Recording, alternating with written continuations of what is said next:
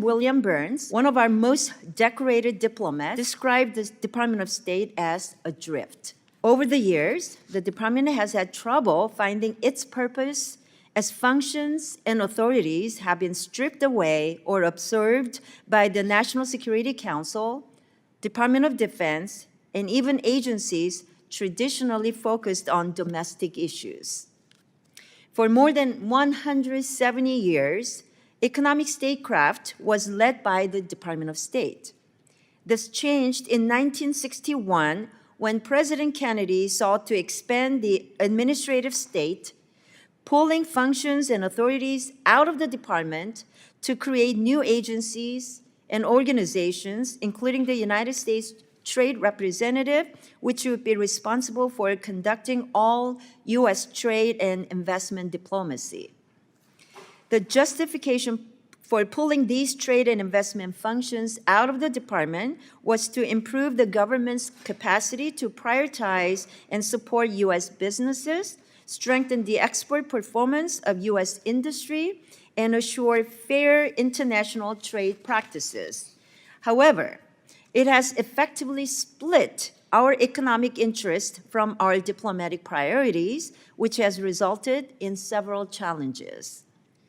First challenge is that it has not helped increase the ability of U.S. businesses to access foreign markets.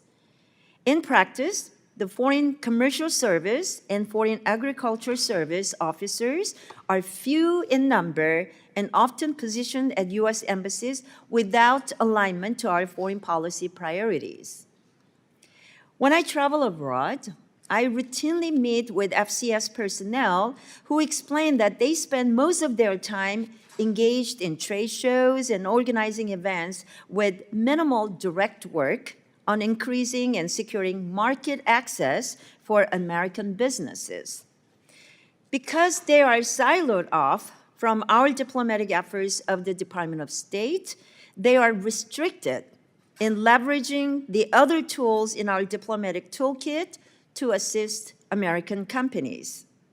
Second challenge is that the American market has been left susceptible to predatory foreign competition. Our ability to protect American businesses and workers has been severely hampered, leading to calls from across the country for the executive to act and repatriate entire industries and sectors. President Trump, like his predecessors, has repeatedly said that economic security, economic policy is foreign policy. Unfortunately, we have not implemented the structural reforms needed to mobilize that sentiment.